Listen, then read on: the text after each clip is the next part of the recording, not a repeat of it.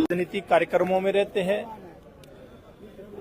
Bharatiya Janata party के इस बार के जो नॉमिनेशन के कार्यक्रम हुए हैं, सब कार्यक्रम बहुत अच्छे हुए हैं, लेकिन उन सब में से आज हम नरवाना की कपास मंडी में इकट्ठे हुए और जो जोश आज और जो नरवाना की जनता, नरवाना के नागरिक, हमारे व्यापारी भाई, सब लोगों ने जो रिस्पांस दिया, जो उनका उत्साह दिखा, ये उत्साह देख करके मैं 100% कह सकता हूं कि ये नरवाना की सीट, नरवाना की जनता आशीर्वाद के रूप में अपने बेटे, अपने भाई और भारतीय जनता पार्टी के उम्मीदवार किशन बेदी जी की झोली में डाल करके और तीसरी बार नायब सैनी जी के नेतृत्व में भारतीय जनता पार्टी की सरकार हरियाणा में बने, एक नया रिकॉर्ड हरियाणा प्रदेश के अंदर कायम हो, ऐसा आज एक नजारा नरवाना की धरती पर देखने को मिला है। सीएम साहब ने आना था, आज वो आ नहीं पाए।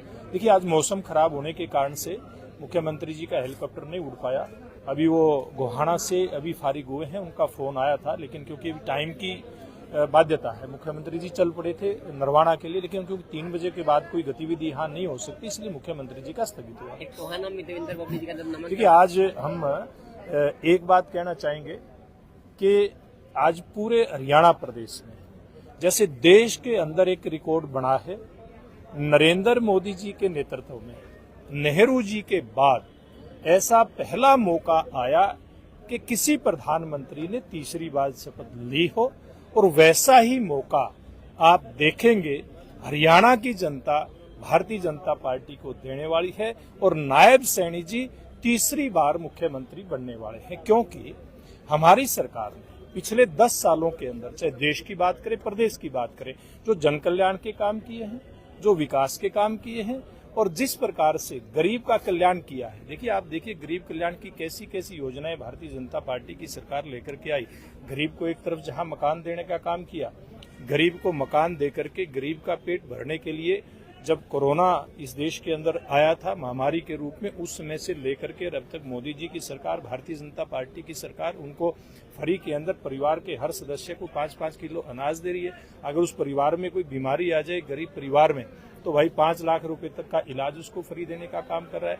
बेरोजगार नौजवानों को मेरिट के आधार पर रोजगार देने का काम हमारी सरकार कर रही है।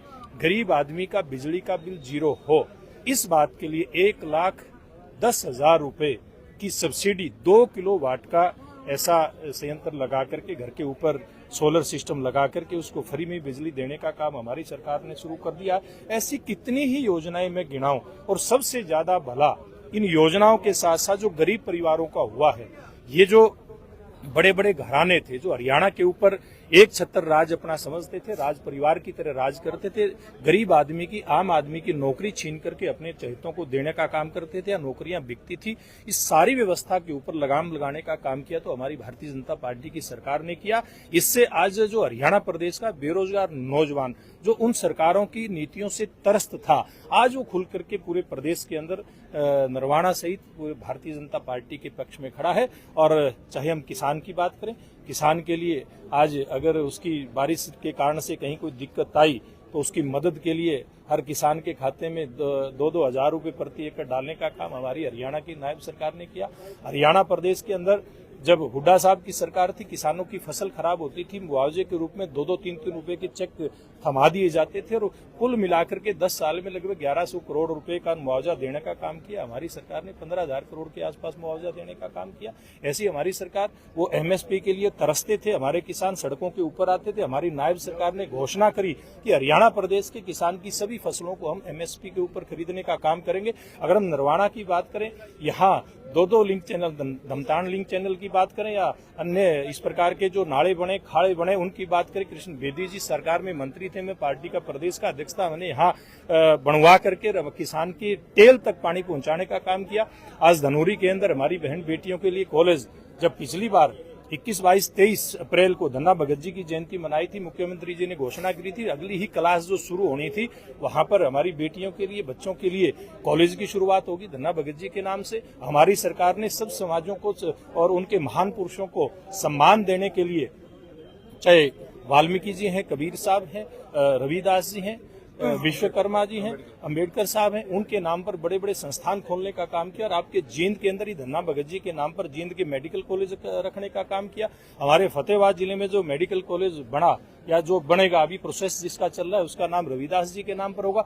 ऐसे सब वर्गों को साथ लेकर के उनका मनोबल बढ़ा करके कैसे प्रदेश को तरक्की के रास्ते पर लेकर के जाए, इस बात के फोकस हमारी सरकारों ने किया है। सर, विधानसभा का दंगल पहले बच चुका जी। है, दंगल शुरू हो चुका है। टिकटों की बात करें जी, कांग्रेस ने देर रात नरवाना की टिकट घोषित की और सभी उनके जो इधर उधर बिखर गए, तो क्या कहना चाहेंगे, किस तरह से देखते देखिए, नरवाना की बात नहीं है बंधु, पूरे हरियाणा प्रदेश में किस प्रकार से कांग्रेस डरी हुई थी और डरी हुई है, घबराई हुई है पूरी तरह से। उसको लगता है कि एक एक सीट के ऊपर इन्होंने अपने चहेते लोगों को, कहीं पर हुड्डा साहब का गुट, कहीं पर सुरजेवाला साहब का गुट, कहीं पर इनका शैलजा जी का गुट, ऐसे अनेक गुटों में जो कांग्रेस पार्टी बटी हुई थी, उस कांग्रेस पार्टी में जिस प्रकार से इन्होंने उम्मीदवारों को तबकी लगा रखी थी, ये स्वाभाविक था। इनकी पार्टी में विस्फोट और विस्फोट आपको देखने को मिल रहा है।